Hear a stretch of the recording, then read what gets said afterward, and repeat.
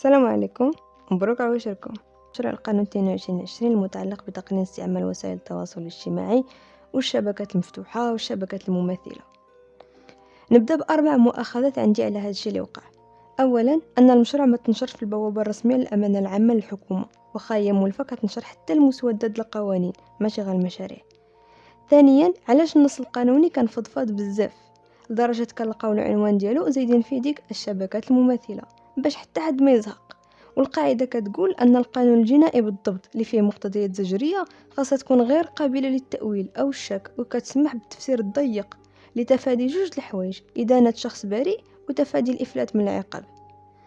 ثالث حاجة اللي بقيت كنستغرب ليها من فاش خرج أن الحكومة كتوجد مشروع قانون لتقنين وسائل التواصل الاجتماعي، هي أن الترسانة القانونية ديالنا فيها ما يكفي من النصوص اللي راه خدامة بها الجهات القضائية دابا للتصدي للأخبار الزائفة المنشورة على أي حاجة متصلة بالإنترنت.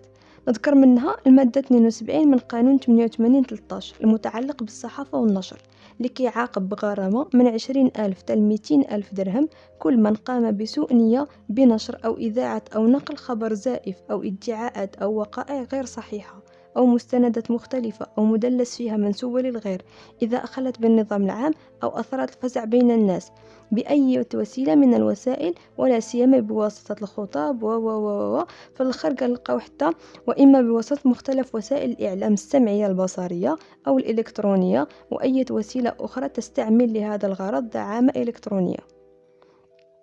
وعندنا الفصل 447 من القانون 103/13 المتعلق بمحاربة العنف ضد النساء، اللي جا فيه أنه يعاقب بالحبس من سنة واحدة إلى 3 سنوات وغرامة من 2000 إلى 20,000 درهم من قام ببث أو توزيع ادعاءات أو وقائع كاذبة بقصد المس بالحياة الخاصة للأشخاص أو التشهير بهم.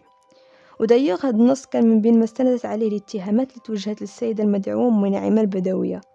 فإذا كان ما عندناش في الترسانة القانونية المغربية نصوص تجرم نشر الأخبار الزائفة على وسائل التواصل الاجتماعي والشبكات المفتوحة والشبكات المماثلة، فلماذا تمت متابعة بزاف ديال الناس بهذه التهم؟ خصوصا وأننا كنلقاو في المبادئ العامة ديال القانون الجنائي الفصل 3 اللي كيقول بصريح العبارة: لا يسوغ مؤاخذة أحد على فعل لا يعد جريمة بصريح القانون ولا معاقبته بعقوبات لم يقررها القانون. وإلا كنتو غادي تتابعوا هاد الناس بجرائم اللي أصلا مجرمة في نصوص قانونية، فما حاجتنا لقانون جديد؟ أو لا كاينة تما شي غاية في نفس يعقوب. ندوزو لشرح القانون غير بالفن. بغيت في الأول نهضر على شنو هو مشروع قانون، واش هو قانون نيت ولا شي عجب آخر كيشبه ليه. العملية التشريعية كتقدر تكون في جوج حالات: كاين التشريع العادي والتشريع الاستثنائي. خلونا غير في العادي دابا. عندنا يا إما مقترح قانون ولا مشروع قانون. كيتسمى مقترح إلى جا من عند السلطة التشريعية البرلمان، وكيتسمى مشروع إلى جا من عند السلطة التنفيذية الحكومة. خاصنا نعرفوا أن الأصل أن البرلمان هو اللي كيشرع طبقا للفصل 70 من الدستور، واستثناء الحكومة ممكن تشرع. ولكن في الواقع عندنا حنا العكس، الحكومة هي اللي في الغالب كتحط مشاريع قوانين والبرلمان صبح هو الاستثناء. كاين طريقة ثالثة للتشريع، وهي تقديم المواطنين أو الجمعيات لاقتراحات ملتمسات في مجال التشريع أو تقديم عرائض للسلطات العمومية حسب الفصول 14 و 15 من الدستور. كمثال كنستذكر عارضة إحداث حساب مرصد لأمور خصوصية تحت اسم صندوق مكافحة السرطان اللي كان الوكيل ديالها الدكتور عمر الشرقاوي، فاش كان الدواء ديال السرطان تحبس لشهور والناس اللي مريضة ما بقاتش لقات باش تعالج في مراكز الأنكولوجيا. هاد النقطة مفهومة. ندوزو شنو المراحل اللي غيدوز منها مشروع القانون 22/20 اللي داير لنا روينة حاليا. المشروع كيتخدم بطريقة تشاورية باللجان مختصة اللي كتكون فيها قطاعات حكومية ومؤسساتية وإدارية. من بعد ما كيوجد على شكل مسودة أولية كيتقدم للرئيس الحكومة باش يتبرمج في جدول أعمال المجلس الحكومي، ومن بعد ما كيناقش المجلس الحكومي كيدوز للمجلس الوزاري اللي كيكون رأسه الملك ومعاه رئيس الحكومة والوزراء.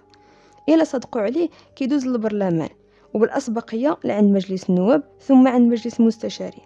كيبقاو كيتبادلوه ويعدلوه حتى يخرجوا بصيغة وحدة متفقين عليها بزوج، ولكن مجلس النواب هو اللي كيكون عنده قوة التصويت النهائي على النص إلا صوت عليه بأغلبية مطلقة ديال الأعضاء ديالو اللي حاضرين. من بعدها كيرجع النص لعند الملك حيت هو اللي كيوافق في الأخير ولا كيعترض على الصيغة النهائية. إلا وافق عليه كيصدر بظاهر لتنفيذ القانون وكيتنشر في الجريدة الرسمية باش يولي قابل للتنفيذ. إلا فراسكم أن وزير العدل ديالنا من بعد الضجة الفيسبوكية خرج وقال أنه تم تأجيل مناقشة هذا المشروع نظرا لظروف حالة الطوارئ، وأنه بمجرد ما تزول غادي تكون استشارات الجهات المختصة. ولكن حنا دابا عارفين أن هذه الخطوة اللي دعا عليها الوزير خاصها تكون قبل كاع ما يتحط المشروع عند المجلس الحكومي. فإلا كان أصلا ما تمش استشارات الجهات المختصة، فشكون حط هذا المشروع؟ وشكون اللي ساغو؟ وشكون اللي زربان عليه يخرجوا الحيز التنفيذ؟ دابا واش هذا المشروع قانون 22/20 قانوني؟ في رأيي لا، حيت مخالف للدستور. كاينه واحد الخطوه مهمه ما قلتهاش قبل. من بعد ما كيصادق البرلمان على المشروع كتم المراقبه الدستوريه ديالو، يعني نشوفوا واش هذا القانون منسجم مع قواعد الدستور اللي هو اسمى قانون في البلاد. هاد المراقبه كديرها المحكمه الدستوريه، ولكن واش تلقائيا؟ لا، خاص الملك ولا رئيس الحكومة ولا رئيس مجلس النواب ولا رئيس مجلس المستشارين ولا خمس أعضاء مجلس النواب ولا 40 عضو من أعضاء مجلس المستشارين هما اللي يحيلوا داك القانون على المحكمة الدستورية قبل ما يصدر الأمر بتنفيذه. هاد الشيء قلته الفقرة الثالثة من الفصل 132 من الدستور. علاش قلت أنه غير دستوري؟ حيث عندنا الفصل 25 من الدستور كيقول أن حرية الفكر والرأي والتعبير مكفولة بكل أشكالها. وعندنا الفقرة الثالثة من الفصل 36 من الدستور كتقول يعاقب القانون على الشطط في استغلال مواقع النفوذ والامتياز ووضعيات الاحتكار والهيمنة وباقي الممارسات المخالفة لمبادئ المنافسة الحرة والمشروعة في العلاقات الاقتصادية. ولكن علاش ما خصناش نخافوا؟ أولا حيت حنا هو الشعب اللي دار المقاطعة، وهذا قانون الكمامة هو أكبر دليل على أننا شعب قوي قدر يأثر في التشريع ديال بلاده. ثانيا حيت كاين وسط الحكومه اللي سرب النص للشعب، وهي تقنيه كتخدم في دول بحال الولايات المتحده الامريكيه اللي الشعب كيقرر فيها الكلمه الاخيره، واللي سربوه عارف قوه الراي العام ديال شعب الفيسبوك. ثالثا واخيرا حيت الفصل 42 من الدستور كيقول الملك رئيس الدوله وممثلها الاسمى ورمز وحده الامه وضامن دوام الدوله واستمرارها، والحكم الأسمى بين مؤسساتها، يسهر على احترام الدستور وحسن سير المؤسسات الدستورية وعلى صيانة الاختيار الديمقراطي وحقوق وحريات المواطنين والمواطنات والجماعات، وعلى احترام التعهدات الدولية للمملكة. بما أن الملك هو اللي كترأس المجلس الوزاري وهو اللي غادي يعطي في النهاية الأمر ديالو وتنفيذ القانون، فراه ما غاديش يوافق على قانون كيشنق على حريات المواطنين وكيرجع المغرب بحال كوريا الشمالية.